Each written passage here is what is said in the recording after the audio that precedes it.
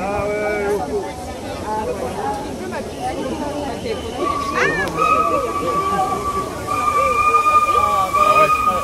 Non, t'as ton chien. T'as ton chien, ça va plus loin.